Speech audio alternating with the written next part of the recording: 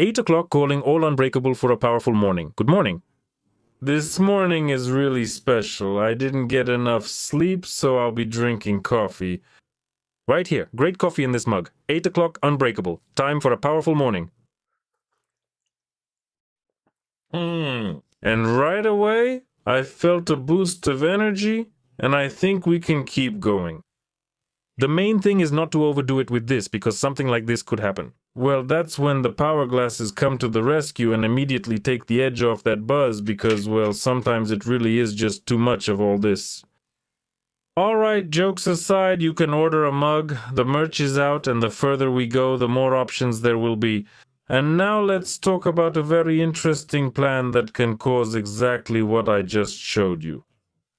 We're talking about a session at the St. Petersburg International Economic Forum, and here they presented a report about the future of the Russian Federation. Dugin, together with Konstantin Malofeev, presented this very plan. And what's most interesting is that Dugin, as I've shown you before in photos, has attended various meetings together with Kurchinsky and Aristovich. And this is not a joke if you don't believe me, but I'll make a separate recording, a separate report about this. So what did Malofeev present to us here? A report from the Zagreb Institute, and this report is divided into 3 parts. The first part is if everything goes as it is, that is, you have to understand. This is the future of Russia. I mean, he presents it, and this is if things go as they are now, you have to understand. The second scenario is inertial, if everything continues like this, but there is some resistance from the elites or the military or something else. And the third one is victorious, positive. The most interesting thing is that in the third positive scenario, I don't know what kind of scenario it is, maybe it's also causing all of this, it's represented by nukes. According to Malofeev, if nuclear weapons are used, Kyiv, Odessa, New York, Greenland, and other cities and places will immediately join the Russian Federation. This is an extremely interesting point of view because thinkers who are much more global than the current ones have told us, in the event of World War III, what will people fight with? Well, of course, with sticks and stones, and there will be nothing left to annex because there will be nothing to join. Separate tribes will fight just like before. Well, maybe you could annex some cave, maybe not. It depends on how things turn out. There are no mammoths, you can't drive them anymore. What next? In each of the reports presented by Malofeev, there are several points. First, geopolitics. This is death in war, the collapse of the country, external control, ideology and politics. This is an unfortunate outcome, I must say. The scenario includes the replacement of the cultural code, revolution, conspiracy, demography. This is the degradation of society, replacement migration, and population extinction. In the economy, it's the loss of control over resources, the breaking of supply chains, the loss of financial sovereignty, and also technologies of critical external dependence, biological weapons and biotechnologies, artificial intelligence. According to Malofeev, when preparing the report, the researchers picked a threat and analyzed what it looked like in the year 2000. Well, by the way, not at all, because back then there weren't any at all. There weren't even any early signs. No territorial, linguistic, or religious claims against each other. No one had any. Everything was great. And in 2014, Malofeev called that year the year when Russia entered a phase of independent development. After that, a forecast is made for the future for the years 2036 and 2050. We saw later that the bad scenario, the bad outcome, is exactly death in the war. Russia loses the war, the confrontation with the West. In 2050, Russia is colonized. In the good scenario, Russia develops a clear vision, wins the ideological war, and uses nuclear weapons. Apparently, the ideology involves the use of nukes. C or C, as the Spanish say. One way or another, nuclear weapons are used, and immediately the whole ideology becomes clear and understandable, and most importantly, bright. Russia annexes Kyiv, Odessa, and Kharkiv, and so on, while the European Union falls apart. Honestly, I didn't understand why it falls apart. Apparently, these very decision-making centers are destroyed, or something like that. It doesn't really go into detail about exactly how the nukes are used, against whom, against what, or what happens afterward. For some reason, there's no retaliation, even though many countries, not just a few, have the capability to retaliate. They also have nukes, but according to Malofeev, if you use nukes, you win the ideological war and immediately become a great guy. Under the accepted inertial scenario, Russia faces American and Chinese hegemony. On top of that, Malofeev talked about the potential actions of Russia and its opponent. He mentioned building up nuclear potential, patriotism as a way of life, possible actions by Russia, the doctrine of a sovereign civilization, Moscow and the Third Rome. That's very interesting. Moscow, the Third Rome, well, things are starting to get a bit heated here. And among the enemy's actions, he listed the demonization and demilitarization of Russia, a deal with China against Russia, Western pacifism, and informational and psychological warfare. Why is Western pacifism considered bad? And why is pacifism in general, that is, the rejection of war, bad? Honestly, I don't understand. War is always bad. If someone wants war, well, let them fight. But overall, people have always wanted to live in peace. And it's not for nothing that the Chinese have that very curse. May you live in interesting times. Well, that's what we'll wish for Malofeev. Although, to be honest, for an oligarch, whether it's a time of change, stability, or inertia, it's all the same. An era, it doesn't really matter here. Then, to counter these threats, as he believes it should be done through de-Westernization, nationalization of the elites, and autocracy. Dugin, meanwhile, was sitting there for some reason and keeping quiet, although before that I think he gave an interview to Sobchak where he said, "Your internet? We don't need your internet. We don't need it at all." And according to Dugin, the internet should only be given to those who have distinguished themselves in service to their homeland and only in limited portions. Well, like, I don't know, you capture Kyiv, you get 3 megabytes to download some files. You capture New York, you get 5 megabytes, and apparently so on. A strange concept, a strange point of view. Maybe I'm wrong, of course, but all of this looks extremely sketchy. And I would even say, using westernized words, it's cringe. Yeah, I'm not going to be de-westernized in the foreseeable future, but it all sounds really strange to me. Write in the comments what you think about this. Is there any logic in this, or is there no logic at all? But honestly, in my worldview, my understanding of the world, my consciousness, if you use nukes, nothing good will come of it, there won't be any takeover, nothing like that. Everyone will just hit everyone else. That's when this very nuclear war starts, and that's it. Then it's just about survival, separate tribes, maybe even some Olgovici or something. And so on, and so on. Just like in the movies. There won't be any more super empires or any kind of hegemons. Again, I could be wrong.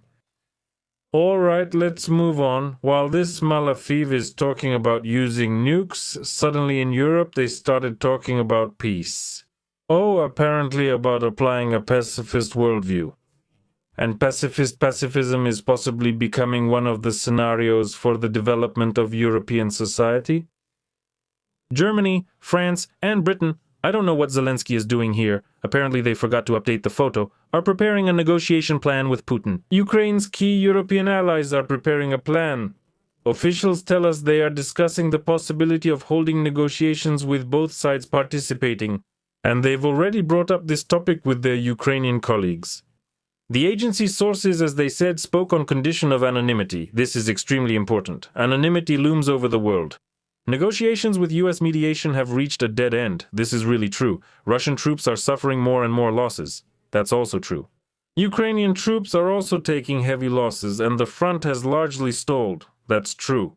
That's why the three countries see an opportunity to bring Vladimir Putin to the negotiating table. But as soon as it comes to negotiations, the conversation, strange terms immediately appear. To bring Putin to the negotiating table, there's some kind of force implied here, but they could have just said it directly in their articles. But if you are diplomats and want to achieve negotiations through these diplomatic methods, then show some respect to the negotiating parties. One side calls Zelensky different names and the other side does the same.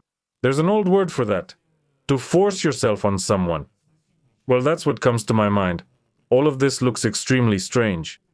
If you want negotiations, then invite real diplomats, not, excuse my language, some farm workers, with all due respect to agricultural workers. Here it's being used with a negative connotation, and use specialists, not these ones.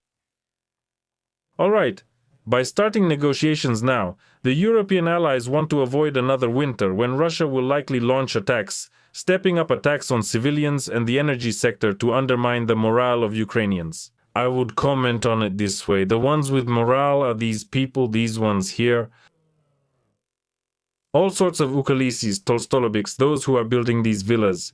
But those who are actually on the front lines, the real soldiers and officers, not the barbershop guys, they are brave people. They've seen everything except for the barbershop guys who haven't seen anything except bushes and all that. I think you remember, right, that super military guy who spoke today and presented himself as someone coming from the combat zone. He splashed some mud from a puddle and congratulated all women on Mother's Day. That's Ukalis. I've already shown him before. I won't show the video again, but it's crazy. If characters like this are appearing on the political stage to avoid using stronger terms, then, well, I don't know. It's not just a negative scenario coming our way, it's something else entirely. So, again, it's mentioned here that the final decision about attempts to talk with Russia rests with Zelensky. I think this is a wonderful peace plan. That's all for now. Bye. Goodbye. The video is over. Just kidding. Because we are forced to read all this, European countries will not push the Ukrainian president toward a strategy he does not agree with. And here we move on to the strategy that Zelensky agrees with. Here, he suddenly discusses with Rutte, the NATO Secretary General, who, by the way, arrived in Kyiv just yesterday, the possibility of direct negotiations with Putin. And Zelensky says that he is ready to immediately sit down at the table for direct negotiations with Putin to end the war. According to him, Ukraine does not want to wait until the United States deals with all the other conflicts. He stated that right now Ukraine is not the main priority for Washington and that Iran is a bigger priority for them than Ukraine. Therefore, Kyiv is ready to act without waiting for its turn. I am ready right now to start direct negotiations with Putin, says Zelensky, to end the war so we don't have to wait until the US finishes all the conflicts in the world. Here, I would like to ask Zelensky which conflicts Trump, the dove of peace, actually ended. In my opinion, he started them, and they are not ending at all. They are not ending at all. There are more conflicts now than ever before, even compared to the 2000s, and nothing good is happening. Iran keeps fighting, Lebanon keeps fighting, Israel too, and now even Trump is arguing with them because Benjamin Netanyahu is doing all sorts of things there.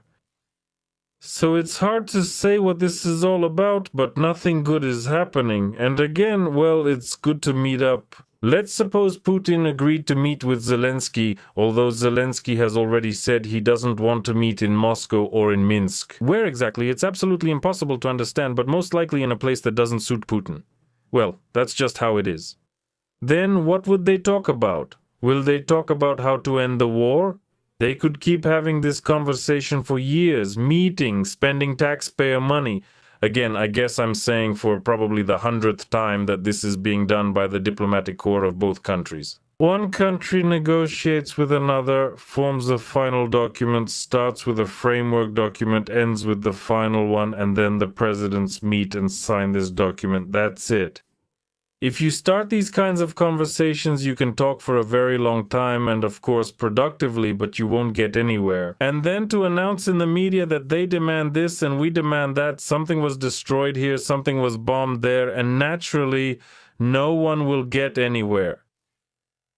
Moreover, suddenly the US jumped in out of nowhere just like that, as the Ukrainians say, and said they could deploy nuclear weapons in other European countries. Now that's a twist, as we would say. But we won't, because lately it seems to me that even if we were told the Earth would burn to hell tomorrow, no one would be surprised anymore. The US says it wants to reassure its allies that reducing conventional military support doesn't mean weakening security guarantees. And what is a security guarantee? Nuclear weapons. That's a guarantee too. Are they going to hit some country with it? And the US will hit the country that struck first, and then a mutual exchange of nuclear warheads will begin. Security guarantee? Wonderful. Who will survive after this security guarantee? Does it even matter? The main thing is that everyone is safe, right? I once read a science fiction story. It was very short, but it really impressed me, I think back when I was a teenager. It's about the second coming of Jesus Christ. Don't be surprised. It's science fiction. And Jesus Christ says, let the stones speak or cry out, I don't remember exactly, but the stones are silent. The second time, they're still silent. The third time, let the stones speak. And then the rock formation parts, and an inscription appears made of grooves carved into the stone with molten metal that has flowed into these grooves. And it says there, we were here, but where were you? Well, that's it, that's all. Seraphim, cherubim, and all the rest, basically, even the angelic hosts turned out to be powerless to restore this life that disappeared to who knows where. And here they tell us about those very warheads that lead to a situation like this. Do we want these scenarios to become reality? Maybe someone does, but clearly not the majority. 99 normal people don't want anything like that. In addition to all these bombings, again, I talked about a retaliatory strike on Kyiv, about a strike on St. Petersburg. We received information that Russia attacked food warehouses in Dnipro with ballistic missiles. And here we're really talking about a problem because very large areas were destroyed, let's say the warehouse complexes of the ATB supermarket. Right now, the jobs of 50,000 people are at risk, as well as food and supplies, because supermarkets, no matter what you say, are the foundation of modern civilization. Small shops get their goods from somewhere, but some small shops, oddly enough, actually buy their products from supermarkets. And if something suddenly happens to the supply chains of those very supermarkets, everyone will simply have problems. And the problems could start in Dnipro. I read some forecasts from Ukrainian experts who say, are you kidding? So much has been bombed, so people are in a panic. Not only do tens of thousands of people not have jobs, but on top of that, food is disappearing, and on top of that, bottled water too. At the very least. And everyone is coming to the conclusion that something is starting to go wrong too. That is, in all the countries involved in the conflict, let me remind you there are two of them. Except, of course, for the partners on one side and the partners on the other, and that's it. But the hardest part is for these two countries. One side has problems with petroleum products, the other with electricity, infrastructure, food, and so on and so on. So that's how things are, and on top of that, in most parts of Ukraine, an alert has already been declared, of course, because of the threat of ballistic missiles. Russia attacked the Dnipro district. Well, it's all shown here. So, well, the difficulties continue and the wheel of violence keeps turning, and here's a comment I read today. We did this to you, and you did that to them. Ooh. They obviously don't help bring peace in any way. It will be bad for everyone, one side, the other, and many more. Believe me, you won't achieve anything with comments like these. We need peace. And as I've said many times, even a bad peace, the worst peace, the most terrible, worn-out peace the world has ever seen, is better than any, even the best, most brilliant conflict the world has ever seen, which, of course, again brings us the threat of nuclear weapons. We don't need such a war, such a conflict. And as I think a conclusion, we can look at what these powerful leaders have prepared for us. They have prepared a lot for us here, and naturally we should absorb their wisdom. But first, this citizen here, who is by no means Ukrainian, will tell us what happened and how exactly the efforts to achieve peace are being distributed. We are as satisfied with our work as possible, but unfortunately our work did not yield any results. No, our work did not yield any results. So let's listen to those whose results are clear and simple. Here we have, for example, a student in... The new Aeroform is visible? Well, there is, in general, a new show on the telethon, relatively new. They invite all sorts of school children, students from political Olympiads, and they show their vision of the world. The Ministry of Defense, or whether it will be able to find a consensus in the new reform between society and the state, from the point between the community and the government. It's hard to understand right now, even though Ukrainian is also my native language. A smiling student asks an incomprehensible question. It's just a bunch of words that make no sense, and that's wonderful. It's my right and duty to defend during wartime. This attitude is about seeking consensus, compromise. The speaker's problem is that he doesn't open his mouth. He's not a ventriloquist. A ventriloquist is actually good at, let's say, forming words and connecting them into sentences without opening his mouth. Here, our mouth is half open, but there is no connection of words into phrases. There are just separate words. This is our war correspondent Geitman. I don't know why he's a war correspondent if he's sitting in the studio, but he's trying to answer a student's unclear question and gives an unclear answer. Mishkin compromise. We need to find a compromise between those expected to serve and protect the Homel and those unwilling to do so. I am categorically against this approach. We are cleansing children on the people's front line. In the armed forces, only 20 are on the front line. I think the student himself gets confused about what's going on because this very Heitman with his eyes darting around like that doesn't give any clear answer. It's really unclear. You're just telling us some nonsense, your war correspondent. What is this? Learn how to speak. Who are you? A correspondent should either speak if he's some kind of media person or write if he works in print or online media. I think war correspondent Geitman doesn't have either one or the other, and he brings up strange associations. And why does he even call himself a warrior corps? That's all. Write everything you think about this. I think the topic is extremely interesting, especially this forum and these sayings of powerful leaders. So I'm looking forward to your reactions. Goodbye, everyone.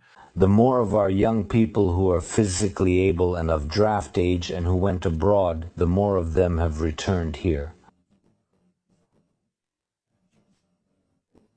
It would definitely be easier for our army, easier for our people, easier for Ukraine.